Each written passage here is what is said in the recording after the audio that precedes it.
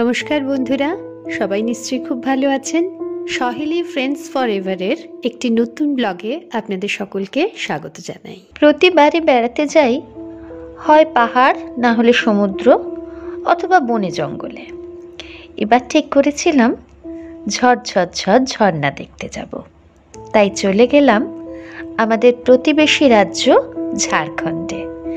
উদ্দেশ্য সেখানের বিভিন্ন ঝর্ণা খুব ভালো করে ঘুরে দেখা। আমরা প্রথমে গেলাম রাঁচিতে, আর সেখান থেকে নেতারহাটে। 4 দিনের রাঁচি নেতারহাট ট্রিপে আমরা ঘুরে দেখেছি অনেকগুলো ঝর্ণা, আর প্রতিটা ঝর্ণারই রূপ আলাদা আলাদা। আর ঠিক বর্ষার পরে এই সমস্ত ঝর্ণাগুলো যেন ফুলে ফেঁপে উঠে একটা ভয়ঙ্কর সুন্দর রূপ নিয়ে আমাদের সামনে ধরা দিয়েছে। চলুন আপনাদেরও দেখাই সেই রূপ। 13ই সেপ্টেম্বর ভোরবেলা আমরা উড়ান ট্রাভেল গ্রুপের 11 জন সদস্য ক্রিয়াযোগ এক্সপ্রেস থেকে এসে নামলাম রাঁচি স্টেশনে। আমাদের গ্রুপের 12 নম্বর সদস্য সবরী বৌদি অলরেডি 2 দিন আগে রাঁচিতে চলে এসেছেন। রাঁচিতে তার আত্মীয় থাকে। আজকে তিনি আমাদের সঙ্গে আমাদের গ্রুপে যোগ দেবেন। আমাদের গাড়ি এসে গেছে, আর গাড়িতে ওঠার আগেই একটা গ্রুপই। আর এখান থেকে আমরা সরাসরি চলে যাব স্টেশনের খুব কাছেই হোটেলে। আমরা চলে এসেছি হোটেল স্বর্ণতে। এটা স্টেশনের খুবই কাছে। এখন রিসেপশনে গিয়ে চটপট ফর্মালিটিসগুলো সেরে নেব, আর তারপরেই আমাদের যে যার ঘরে চলে যাওয়া হবে। সেখান থেকে ফ্রেশ হয়ে আমরা খুব তাড়াতাড়ি আজকের ভ্রমণের উদ্দেশ্যে বেরিয়ে পড়ব। এখানে দেখুন মোটামুটি সবাই ওয়েট করছে কার কি ঘরের অ্যালটমেন্ট পাবে সেটার জন্য। মোটামুটি আমরা সবাই আছি, আর ফর্মালিটিসগুলো সেরে নিয়ে খুব তাড়াতাড়ি রেডি হয়ে আজকের অভিযান শুরু হবে। আমরা প্রত্যেকে রেডি হয়ে এখন বেরিয়ে পড়েছি। আমাদের গাড়ি পুরো ফুল। উড়ান ট্রাভেল গ্রুপের 12 জন সদস্যই এখানে উপস্থিত।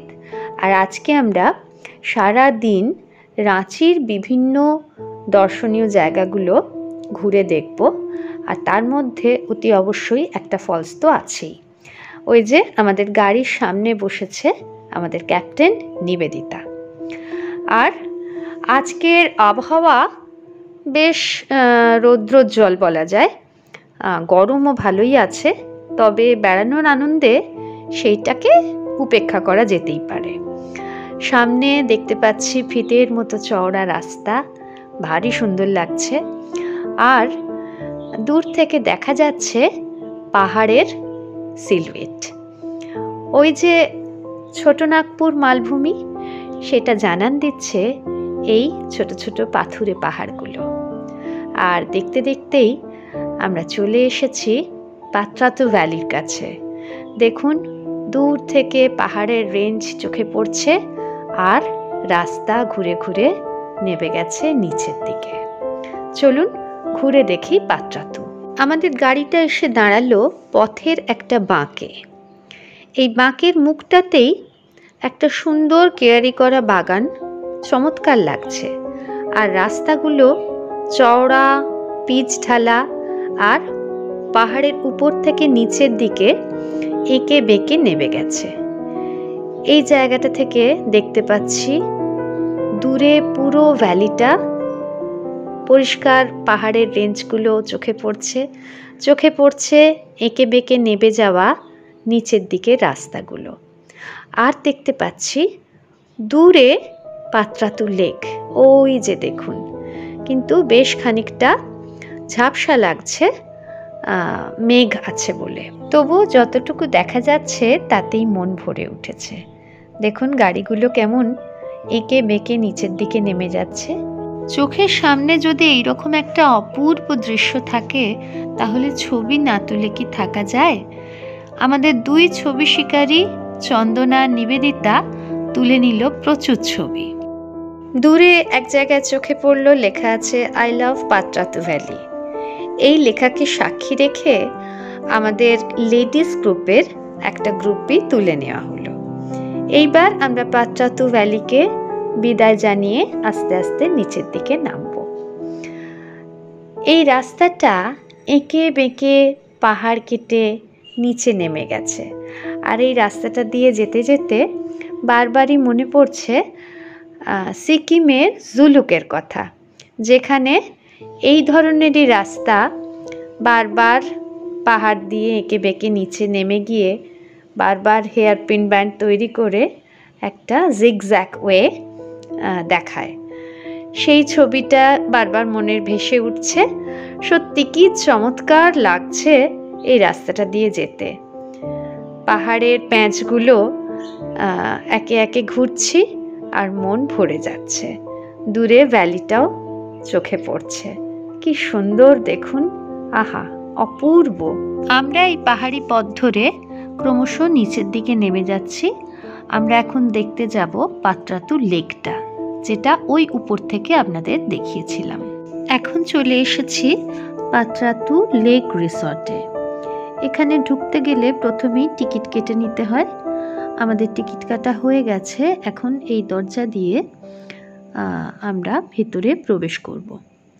ভিতরটা বেশ সাজানো গোছানো একটা পার্কের মতো।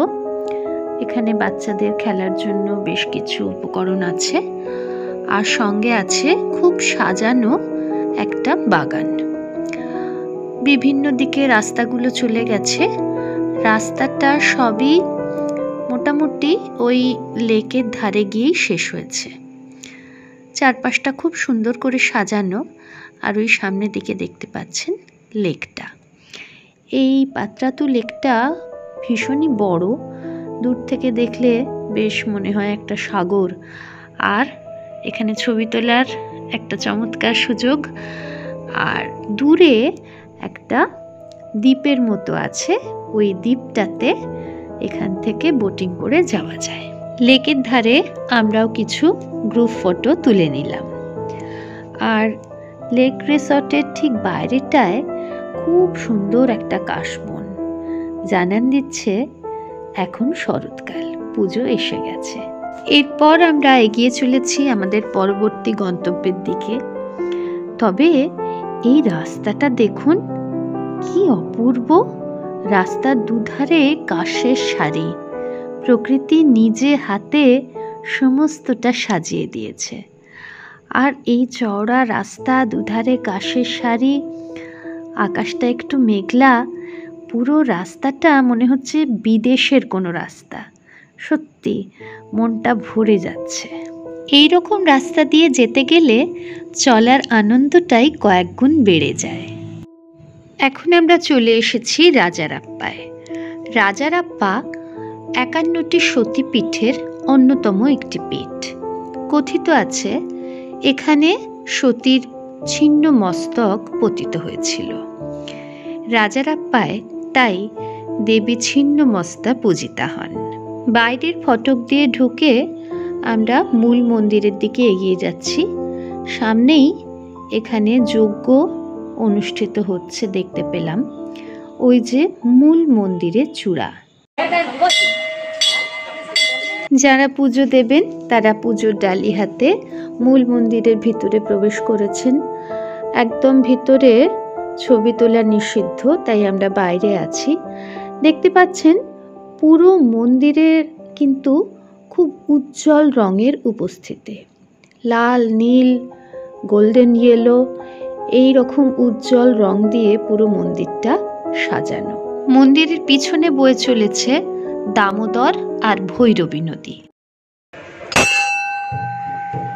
প্রাচীন এই মন্দিরের চারপাশটা আগে ছিল ঘন জঙ্গলে পরিপূর্ণ। মন্দিরের ঠিক পিছন দিক দিয়ে বয়ে চলেছে ভৈরবী নদী। মন্দিরে যখন বলি হয়, শোনা যায় সেই বলির রক্ত এসে পড়ে এই নদীতে, তখন নদীর জল নাকি লাল হয়ে যায়। এখন আপাতত দেখা গেল যে স্থানীয় লোকেরা স্নান করছেন এই নদীতে। চারপাশের পরিবেশটা একটু অপরিচ্ছন্নই। এই পাশ থেকে ওই যে দামোদরের স্রোত এইটা বয়ে আসছে, ওই দিক থেকে দামোদরটা বয়ে আসছে, আর এই এসে এইখানে ওই ভৈরবের সাথে মিলছে, এটা সঙ্গম, মিলে তারপরে ওপাশে চলে যাচ্ছে। ওই যে প্রবল স্রোতে আসছে, এইটা হচ্ছে ভৈরব। এইটাই রাজারাপ্পায়, দেখতে বেশ ভালো লাগলো। এখন বৃষ্টি নেই, তাই দামোদরের স্রোতটা অপেক্ষাকৃত ধীর গতিতে বইছে। বৃষ্টি হলেই এর রূপ আবার পাল্টে যাবে। আর অপেক্ষাকৃত ফোর্সে এসে পড়ছে ভৈরবী নদীটা দামোদরের সঙ্গে, যেখানে দেখুন সঙ্গমটা সৃষ্টি হয়েছে। দেখতে গেলে এই ভৈরবী আর দামোদরের সঙ্গমস্থলেই কিন্তু রাজারাপ্পা মন্দিরটি অবস্থিত। রাজারাপ্পাকে বিদায় জানিয়ে আমরা এবার এগিয়ে চলেছি আমাদের পরবর্তী ডেস্টিনেশন হুড্রু ফলসের দিকে। চওড়া পিচঢালা রাস্তা, দুদিকে সবুজের সমারোহ, ভীষণ ভালো লাগছে এই রাস্তা ধরে চলতে। আমরা প্রথমেই হুড্রু ফলসের কাছে গিয়ে আগে লাঞ্চ করে নেব। লাঞ্চের অর্ডার দেওয়া হয়ে গেছে। আজকে দুপুরের আমাদের মেনু দেশি মুরগির ঝোল আর গরম গরম ভাত। গিয়ে আগেই প্রথমে লাঞ্চ করে তারপর আমরা দেখতে যাব হুড্রু ফলস। হুড্রু ফলসে যাব। হুড্রু ফলসে যাওয়ার রাস্তা এটা। 750 সিঁড়ি ভেঙে নিচে যেতে হবে, আবার 750 সিঁড়ি ভেঙেই উঠতে হবে। জানি না কতটা যেতে পারবো, তবে দেখে মনে হচ্ছে এবড়ো খেবড়ো নয়, বাঁধানো পরিষ্কার সিঁড়ি। কাজেই এই সিঁড়ি ভাঙতে আশা করা যায় খুব একটা কষ্ট হবে না। So let's go to Hundru Falls. এরম যাওয়া হলে কোনো অসুবিধা নেই।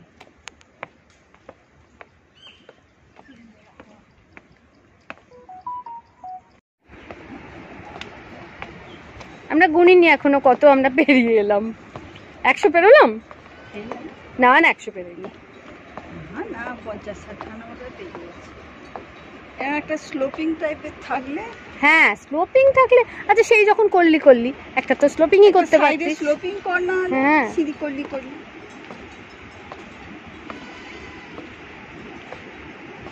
আওয়াজটা তো বেজায় আসছে।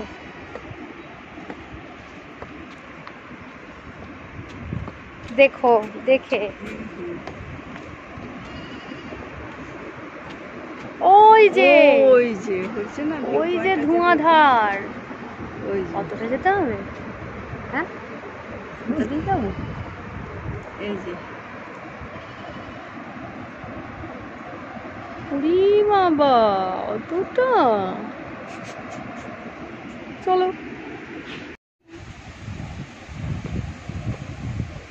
এ আমরা নামছিও প্রায় পাত্রাতু ভ্যালির মতোই, শুধু জিগজ্যাগ রাস্তা। আর ভাগ্যি ভালো সিঁড়িগুলো খুব উঁচু নয়, মানে পায়ের ওপর খুব একটা বেশি প্রেশার পড়ছে না, কিন্তু অর্ধেক সিঁড়ি ভাঙা ভাঙা, নামতে হচ্ছে খুব সাবধানে। গাড়িতে আসছে সিঁড়ি থেকে আমরাই আছি মহামূর্খ।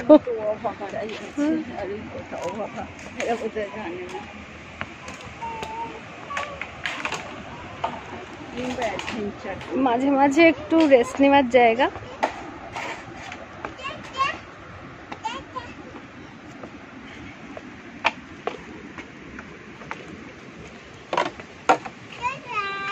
ধাপে ধাপে পায়ে পায়ে আমরা অনেকখানি রাস্তা পেরিয়ে এলাম এবং আমরা পাহাড়ের উপর থেকে নিচের দিকে অনেকটা নামছি। হুড্রু ফলসে নামতে গেলে আমাদের উপর থেকে নিচের দিকে নামতে হচ্ছে। এইখানে একটা বেশ সমতল মতো জায়গা, এখানে রাস্তাটা সোজা। আর আমার আজকের হুড্রু ফলসে যাওয়ার সঙ্গী সুপর্ণাদি, ওই যে চলেছে সুপর্ণাদি। সুপর্ণাদির কিন্তু ভীষণ উৎসাহ। তো যাই হোক, দুজনে মিলে গল্প করতে করতেই বেশ অনেকটা রাস্তা পেরিয়ে এসেছি, প্রায় পৌঁছে গেছি। আর এই যে চোখের সামনে হুড্রু ফলস। এতখানি সিঁড়ি ভেঙে নামাটা সত্যি সার্থক মনে হচ্ছে। পাহাড়ের অনেক উপর থেকে জল নিচের দিকে ঝাঁপিয়ে আসছে। এখানে আমরা দুটো ধারা দেখতে পাচ্ছি, আর একটা ধারা বেশ সেটা ফোর্সে পড়ছে, সেটা আরেকটা পাশে আছে, ওই সাইডে। হ্যাঁ, দেখতে পাচ্ছেন এই যে ধারাটা, এটা আরো বেশি ফোর্সে পড়ছে আর এইভাবে সামনের দিকে এগিয়ে চলেছে। এখানেও হুড্রু ফলসকে সাক্ষী রেখে গ্রুপ উড়ানের একটা গ্রুপই। হুড্রু ফলস দেখে গাড়িতে এসে বসতে বসতেই দুপুর গড়িয়ে গেছে। এখন বিকেল প্রায় শেষের মুখে, আর এবার আমরা চলেছি গেতালসুদ ড্যাম দেখতে। আজকের সূর্যাস্তটা আমরা এই গেতালসুদ ড্যাম থেকেই দেখব। চোখের সামনে দেখতে পাচ্ছেন বিশাল বড় একটা জলাধার, এটাই গেতালসুদ ড্যাম। যদিও সূর্যাস্ত হতে এখন বেশ কিছুটা সময় বাকি, তবুও অস্তগামী সূর্যের আভা এখন অনেকটাই ম্লান। আমরা ড্যামের উপর থেকে পিছনের দিকের অংশটা দেখছি। এই অংশটা দেখতে দেখতে পাঞ্চেত ড্যামের কথা মনে পড়ছে। ঠিক একই রকম দৃশ্য আমরা পাঞ্চেত ড্যামে দাঁড়িয়েও দেখতে পেয়েছি। এই পাশটা সবুজের সমারোহ, আর যখন লক গেটগুলো দেওয়া থাকে তখন এই জায়গাটা এরকম শুকনো, ছোট ছোট পাথর, ছোট ছোট নদীর মতো। কিন্তু যখন লক গেট খুলে দেওয়া হয় তখন এখান থেকেই প্রবল জল জায়গাটাকে প্লাবিত করে। ড্যামের উপরে ভীষণ সুন্দর হাওয়া দিচ্ছে, আর এই পুটুস ফুলগুলো দেখুন কি মিষ্টি দেখতে লাগছে। সত্যি আজকের বিকেলটা ভীষণ মনোরম। রাঁচি ভ্রমণের প্রথম দিনটা আমাদের চিরস্মরণীয় হয়ে রইল। এখানেই আজকে আমরা আমাদের রাঁচি ভ্রমণ শেষ করলাম। এবার আমরা হোটেলে ফিরব। রাঁচি নেতারহাট ভ্রমণের প্রথম পর্ব আজ আমরা এখানেই শেষ করছি। পরবর্তী পর্বে এই ভ্রমণের পরবর্তী অংশগুলি আপনারা দেখতে পাবেন। আর আজকের এই ভ্রমণ কেমন লাগলো সেটা অবশ্যই আমাকে কমেন্ট বক্সে লিখে পাঠান। আপনাদের কমেন্ট সবসময় আমাদের আরও সুন্দর ব্লগ তৈরি করতে উৎসাহিত করবে। আর প্রত্যেকে সঙ্গে থাকুন।